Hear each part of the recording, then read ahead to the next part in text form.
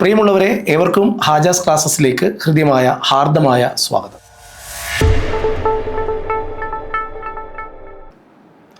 ഇന്ന് നമ്മുടെ കായികം എന്ന് പറയുന്ന ആ ഒരു വിഷയത്തിൽ ഇന്ത്യൻ ക്രിക്കറ്റ് താരങ്ങളെ നമ്മൾ പരിചയപ്പെടാൻ പോവുകയാണ്.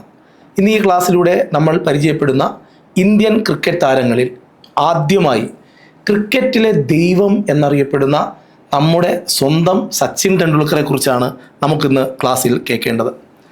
1989 കറാച്ചിയിൽ വെച്ച് നടന്ന പാകിസ്ഥാനെതിരെയുള്ള ഏകദിന ക്രിക്കറ്റിലൂടെയാണ് ഈ മനുഷ്യൻ ലോകത്തെ വിസ്മയിപ്പിക്കാനെത്തിയത്. സച്ചിൻ ടെണ്ടുൽക്കർ എന്നാണ് പേര്. 1973 ഏപ്രിൽ 24 ബോംബെയിലാണ് ഇദ്ദേഹം ജനിക്കുന്നത്. ഇദ്ദേഹത്തിൻ്റെ പൂർണ്ണമായ പേര് സച്ചിൻ രമേശ് ടെണ്ടുൽക്കർ എന്നാണ്. സച്ചിൻ രമേശ് ടെണ്ടുൽക്കർ 1973 ഏപ്രിൽ 24 മുംബൈയിൽ ജനിക്കുന്നു. ഇദ്ദേഹത്തെ നമ്മൾ മാസ്റ്റർ ബ്ലാസ്റ്റർ എന്നാണ് അറിയപ്പെടുന്നത്. ബോംബെ ബോംബർ എന്നും ക്രിക്കറ്റിലെ ദ ഗോഡ് ഓഫ് ക്രിക്കറ്റ് എന്നും ഒക്കെ അറിയപ്പെടുന്നു. 100 ഇൻ്റർനാഷണൽ സെഞ്ചുറികൾ നേടിയ താരം. അതായത് ടെസ്റ്റിൽ 51 സെഞ്ചുറികളും ഏകദിനത്തിൽ 49 സെഞ്ചുറികളും നേടി 100 ഇൻ്റർനാഷണൽ സെഞ്ചുറികളുള്ള താരം. ഏതൊരു ക്രിക്കറ്റ് കളിക്കാരനും ഏതൊരു ബാറ്ററും ആഗ്രഹിക്കുന്ന തരത്തിലുള്ള സ്വപ്നതുല്യമായ നേട്ടങ്ങൾ കൊയ്തെടുത്ത ഒരു ക്രിക്കറ്റ് താരം. തീർത്തും ക്രിക്കറ്റിലെ ദൈവം എന്ന് പറയാൻ അർഹനായ വ്യക്തിയാണ് സച്ചിൻ രമേശ് ടെണ്ടുൽക്കർ എന്ന് പറയുന്ന വ്യക്തി. ശ്രദ്ധിച്ച് കേൾക്കണം. ടെസ്റ്റ് ക്രിക്കറ്റ് കളിക്കുന്ന ഇന്ത്യയിലെ ഏറ്റവും പ്രായം കുറഞ്ഞ താരം. ടെസ്റ്റ് ക്രിക്കറ്റ് കളിക്കുന്ന ഇന്ത്യയിലെ ഏറ്റവും പ്രായം കുറഞ്ഞ താരം. ഇൻ്റർനാഷണൽ ക്രിക്കറ്റിൽ ഏറ്റവും കൂടുതൽ റൺസുകൾ, അതായത് 34, 35, 7 34,357 റൺസുകൾ. ഇൻ്റർനാഷണൽ ക്രിക്കറ്റിൽ ഏറ്റവും കൂടുതൽ റൺസുകൾ നേടുന്ന താരം ആര്? മാസ്റ്റർ ബ്ലാസ്റ്റർ എന്നറിയപ്പെടുന്ന, ബോംബെ ബോംബർ എന്നറിയപ്പെടുന്ന, ദ ഗോഡ് ഓഫ് ക്രിക്കറ്റ് എന്നറിയപ്പെടുന്ന സച്ചിൻ രമേശ് ടെണ്ടുൽക്കർ. 1973 ഏപ്രിൽ 24 ബോംബെയിലാണ് ഇദ്ദേഹം ജനിക്കുന്നത്. പൂർണ്ണമായ പേര് സച്ചിൻ രമേശ് ടെണ്ടുൽക്കർ. ടെസ്റ്റ് ക്രിക്കറ്റ് കളിക്കുന്ന ഏറ്റവും പ്രായം കുറഞ്ഞ താരം. ഇൻ്റർനാഷണൽ ക്രിക്കറ്റിൽ ഏറ്റവും കൂടുതൽ റൺസുകൾ വാരിക്കൂട്ടിയ താരം. 34,357 റൺസുകൾ നേടിയ താരം. ടെസ്റ്റിൽ 51 സെഞ്ചുറികൾ, 49 സെഞ്ചുറികൾ വൺഡേയിൽ അദ്ദേഹം നേടിയിട്ടുണ്ട്. ശ്രദ്ധിക്കാം, നമുക്ക് കേൾക്കാം. പറഞ്ഞാൽ തീരാത്ത അത്രയും എന്തുണ്ട് റെക്കോർഡുകൾ സച്ചിൻ്റെ പേരിലുണ്ട്. ഇൻ്റർനാഷണൽ മത്സരം, ആദ്യത്തെ അന്താരാഷ്ട്ര മത്സരം 1989 കറാച്ചിയിൽ. 463 ഏകദിന മത്സരങ്ങൾ, 200 ടെസ്റ്റ് മത്സരങ്ങൾ അദ്ദേഹം കളിച്ചിട്ടുണ്ട്. 463 ഏകദിന മത്സരങ്ങൾ. അതായത് പണ്ടുകാലത്ത് 2020 ക്രിക്കറ്റൊക്കെ വരുന്ന ആ ഫോർമാറ്റ് വരുന്നതിന് മുമ്പുള്ള ക്രിക്കറ്റ്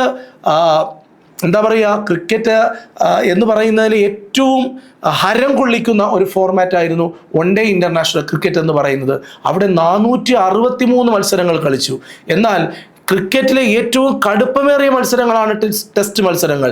5 ദിവസം നീണ്ടു നിൽക്കുന്ന ടെസ്റ്റ് മത്സരങ്ങൾ, 200 ടെസ്റ്റ് മത്സരങ്ങൾ അദ്ദേഹം കളിച്ചിട്ടുണ്ട്.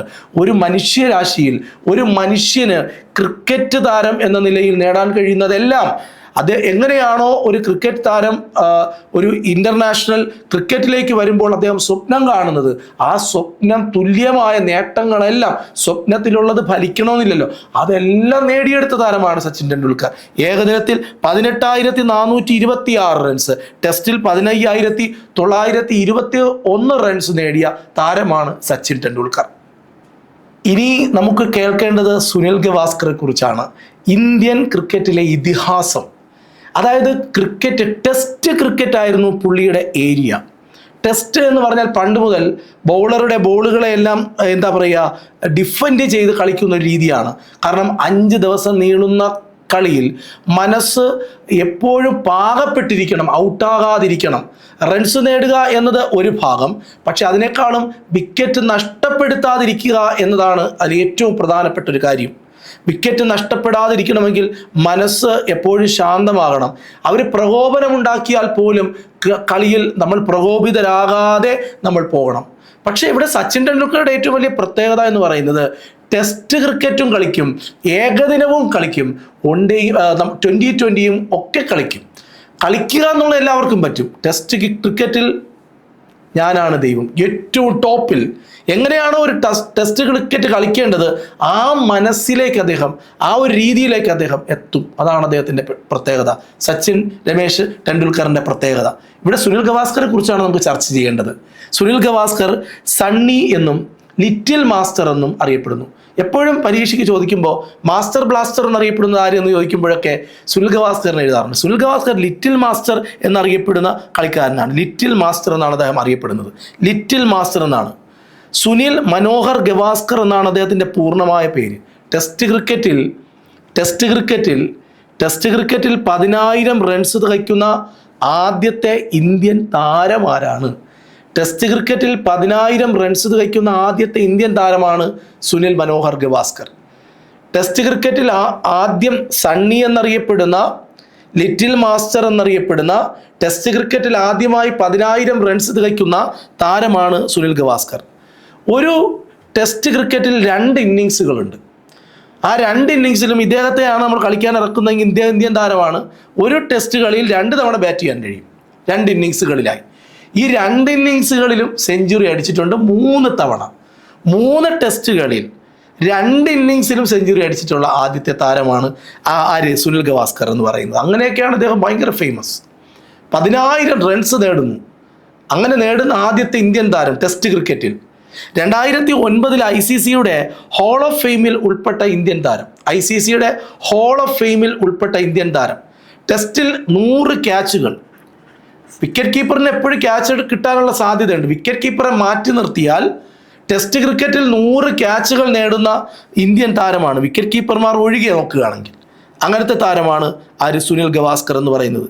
സുനിൽ ഗവാസ്കറിൻ്റെ പുസ്തകം ഏതാണ്? ലിറ്റിൽ മാസ്റ്റർ എന്നറിയപ്പെടുന്ന, സണ്ണി എന്ന് ആൾക്കാർ സ്നേഹത്തോടെ വിളിക്കുന്ന അദ്ദേഹത്തിൻ്റെ പുസ്തകങ്ങളിൽ ആദ്യത്തേത് സണ്ണി ഡേയ്സ്, അടുത്തത് idols, one day wonders, straight drive, runs and runs എന്ന് പറയുന്ന മറ്റൊരു പുസ്തകം. ഇദ്ദേഹത്തിന് അർജുന അവാർഡും 2 അവാർഡുകളാണ് അദ്ദേഹത്തിന് കിട്ടിയിട്ടുള്ളത്. ഒന്ന് അർജുന അവാർഡും 2 1980 പത്മഭൂഷൺ അവാർഡും കിട്ടിയിട്ടുണ്ട്. 2 ലെജൻഡായിട്ടുള്ള ക്രിക്കറ്റ് താരങ്ങളെയാണ്, ഇന്ത്യൻ ക്രിക്കറ്റ് താരങ്ങളെയാണ് നമ്മളിന്ന് ക്ലാസ്സിൽ നോക്കിയത്. ഇനി നമുക്ക് പറയേണ്ടത് ക്രിക്കറ്റിലെ വേൾഡ് കപ്പിൽ one day international world cup, ആ വേൾഡ് കപ്പിനെ ഇന്ത്യയിലേക്ക് കൊണ്ടുവന്ന കപിൽ ദേവിനെ കുറിച്ചാണ്. കപിൽ ദേവ് ചണ്ഡീഗഡിലാണ് അദ്ദേഹം ജനിക്കുന്നത്. ജന്മസ്ഥലം ചണ്ഡീഗഡാണ്. അദ്ദേഹത്തിൻ്റെ പ്രത്യേകത, ജന്മസ്ഥലം ചണ്ഡീഗഡാണ്. അദ്ദേഹം ഹരിയാന ഹരിക്കെയിൻ എന്നാണ് അറിയപ്പെടുന്നത്. ഹരിയാന ഹരിക്കെയിൻ 1983 1982 ഞാൻ ജനിക്കുന്നത്. 82 September 22 83 Indian team world cup നേടുകയാണ്. ഈ വേൾഡ് കപ്പ് ഇന്ത്യൻ ടീം നേടുന്നു.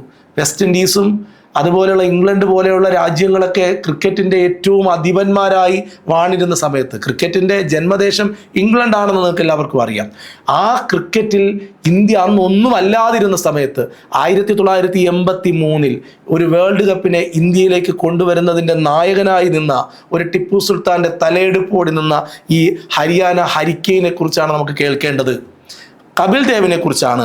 ഏകദിന ക്രിക്കറ്റിൽ സെഞ്ചുറി നേടിയ ആദ്യത്തെ ഇന്ത്യക്കാരൻ. ഏകദിന വൺ ഡേ ഇൻ്റർനാഷണൽ, നമുക്ക് ക്രിക്കറ്റിന് 3 ഫോർമാറ്റ് ഉണ്ട്. ഏതാണ്? ഒന്ന് test cricket, 2 one day international, മൂന്നാമത്തത് T20. ഈ 3 ഫോർമാറ്റിൽ വൺ ഡേ ഇൻ്റർനാഷണൽ ഏകദിന ക്രിക്കറ്റിൽ സെഞ്ചുറി നേടുന്ന ആദ്യത്തെ ഇന്ത്യക്കാരനാണ്. ലോകകപ്പിൽ വേൾഡ് കപ്പിൽ സെഞ്ചുറി നേടുന്ന ആദ്യ ഇന്ത്യക്കാരൻ. 4 വർഷത്തിലൊരിക്കലാണ് വേൾഡ് കപ്പ് നടക്കുക. 4 വർഷത്തിലൊരിക്കലാണ് വേൾഡ് കപ്പ് നടക്കുക. ഹരിയാനയുടെ സ്പോർട്സ് യൂണിവേഴ്സിറ്റി ഉണ്ട്. അവിടുത്തെ VC വൈസ് ചാൻസലറായി 2019 നിയമിതനായ വ്യക്തിയാണ് ഇദ്ദേഹം. ഇദ്ദേഹത്തിൻ്റെ ആത്മകഥയാണ് സ്ട്രെയിറ്റ് ഫ്രം ദി ഹാർട്ട്, ഹൃദയത്തിൽ നിന്ന് നേരിട്ട്.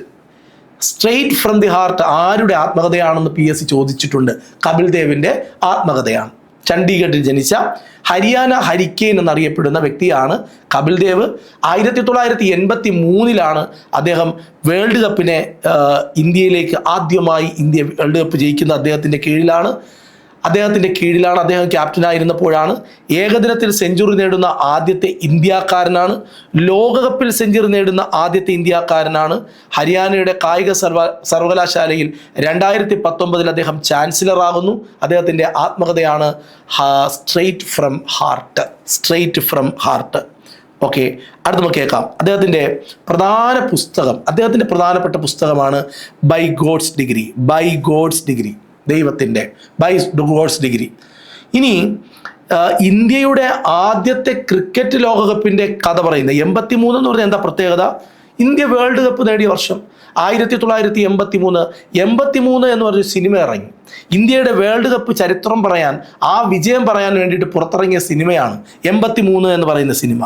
ആ സിനിമയിൽ ഇതാരാണ് ഈ കാണുന്നത്? കപിൽ ദേവാണ്. രൺവീർ സിംഗ് ആണ് ആ കപിൽ ദേവ് ആയിട്ട് വേഷപ്പെട്ടത്. ഈ സിനിമ ഭയങ്കര വിജയമായ സിനിമയാണ്.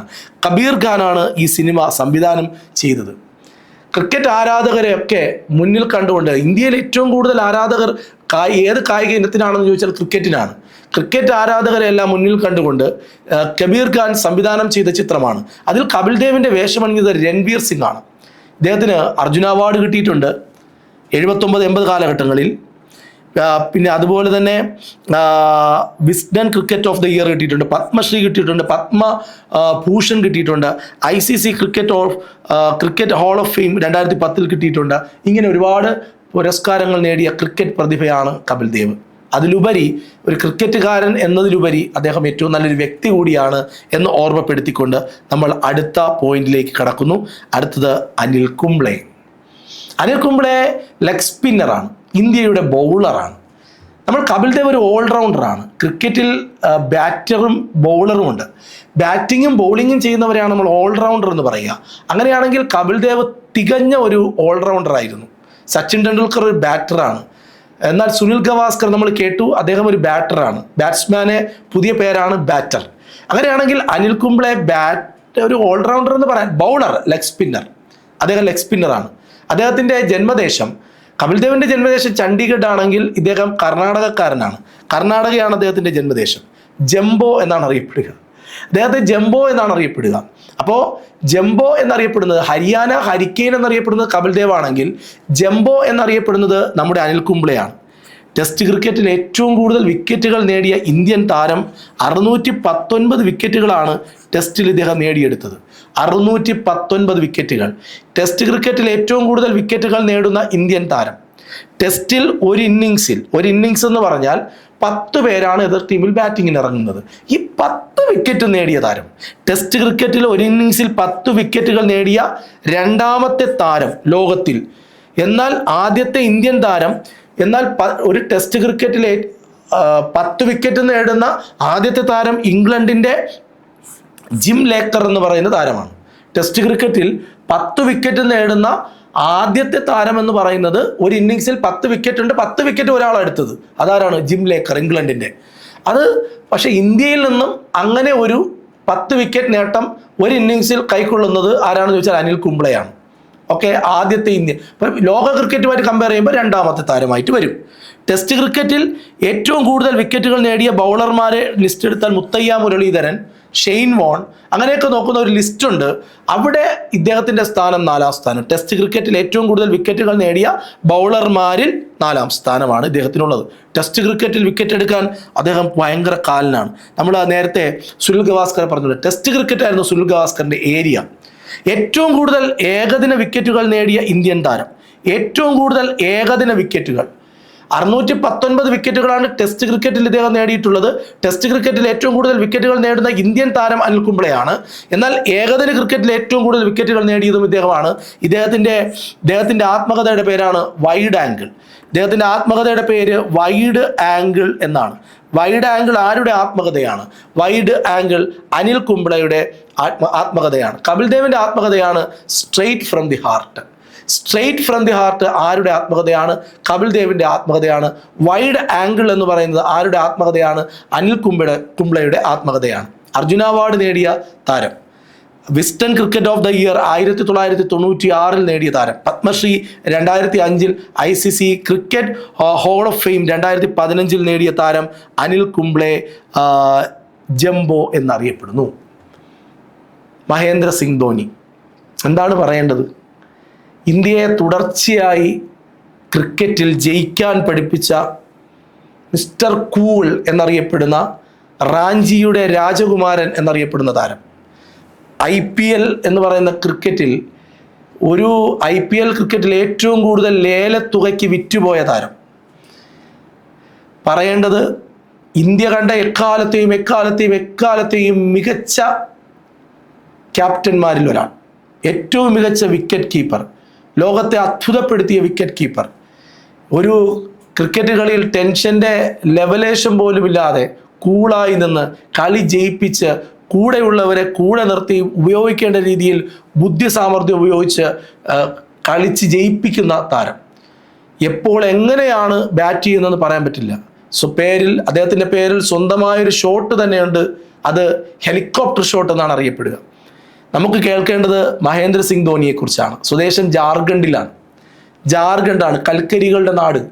ജാർഖണ്ഡിൽ നിന്നാണ് ഈ താരം വരുന്നത്. റാഞ്ചിയുടെ രാജകുമാരൻ എന്നറിയപ്പെടുന്ന, മിസ്റ്റർ കൂൾ എന്നും ക്യാപ്റ്റൻ കൂൾ എന്നുമൊക്കെ അപരനാമത്തിൽ അറിയപ്പെടുന്ന ഒരു താരം.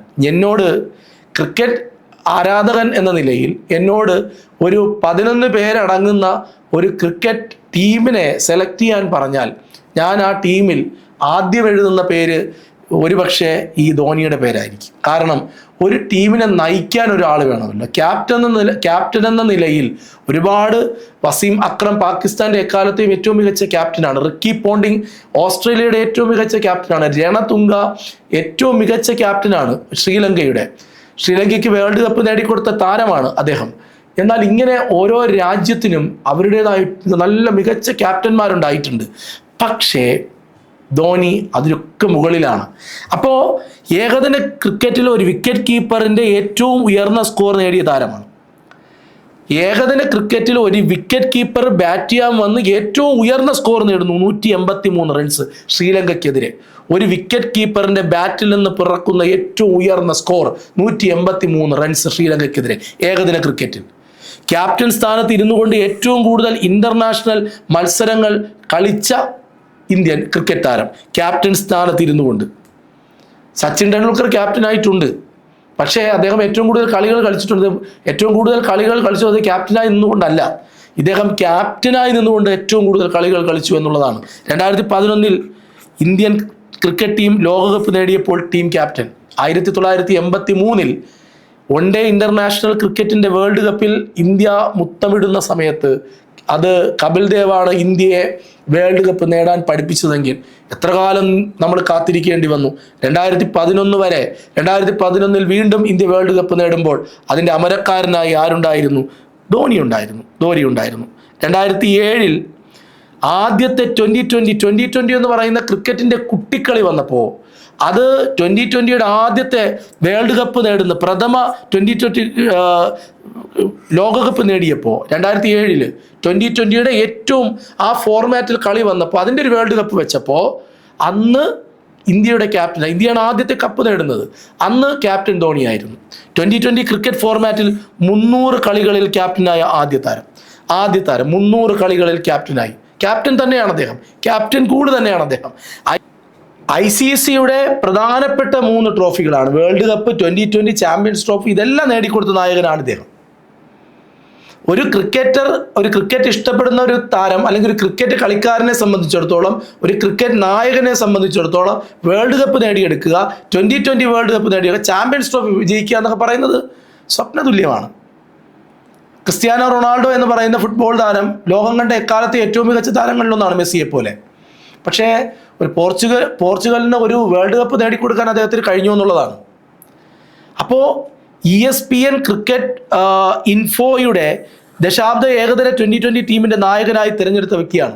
ESPN ക്രിക്കറ്റ് ഇൻഫോയുടെ ദശാബ്ദത്തിലെ ഏകദിന 2020 ടീമിൻ്റെ നായകനായി ദശാബ്ദത്തിലെ അതാണ് പോയിന്റ്, ദശാബ്ദത്തിലെ ഏകദിന 2020 ക്രിക്കറ്റ് ടീമിൻ്റെ ക്യാപ്റ്റനായിട്ട് ESPN എന്ന് പറയുന്ന സ്പോർട്സ് ചാനൽ തിരഞ്ഞെടുത്ത വ്യക്തിയാണ് അദ്ദേഹം. 2023 സ്റ്റേറ്റ് ബാങ്ക് ഓഫ് ഇന്ത്യയുടെ ബ്രാൻഡ് അംബാസിഡറായി. സ്റ്റേറ്റ് ബാങ്ക് ഓഫ് ഇന്ത്യ SBIയുടെ ബ്രാൻഡ് അംബാസിഡറായി മാറിയ വ്യക്തിയാണ് ധോനി. ശ്രദ്ധിക്കണേ, മാൻ ഓഫ് ദ സീരീസ് നേടുന്ന ഏറ്റവും ഉയർന്ന പ്രായം ഉള്ള വ്യക്തി ഇന്ത്യൻ താരമാണ് അദ്ദേഹം. മാൻ ഓഫ് ദ സീരീസ് എന്ന് വെച്ചാൽ എന്താ അർത്ഥം? ഒരു ക്രിക്കറ്റിൻ്റെ 5 കളികൾ ഒരു രാജ്യവുമായി, അല്ലെങ്കിൽ ഒരു ടൂർണമെൻറ്റിൽ എല്ലാം മൊത്തത്തിൽ നമ്മൾ നോക്കുമ്പോൾ ഏറ്റവും മികച്ച പ്ലെയർ ആരാണോ അതാണ് മാൻ ഓഫ് ദ സീരീസ് എന്ന് പറയാം. ഒരു കളിയിലല്ല, എല്ലാ കളികളിലും നോക്കും.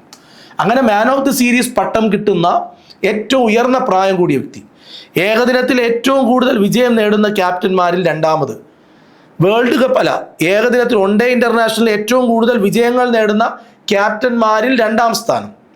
ഇൻ്റർനാഷണൽ ക്രിക്കറ്റിൽ നിന്നും അദ്ദേഹം വിരമിക്കുന്നു.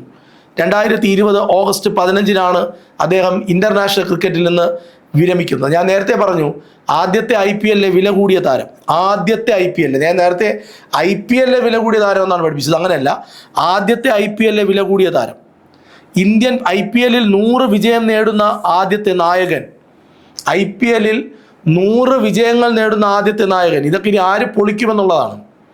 IPL 250 മത്സരങ്ങൾ പൂർത്തിയാക്കിയ ആദ്യ താരം, അതിൽ 100 വിജയങ്ങൾ നേടുന്ന ആദ്യത്തെ നായകൻ, IPL ഒരു ടീമിന് വേണ്ടി 200 മത്സരങ്ങൾ തികച്ച ആദ്യ താരം.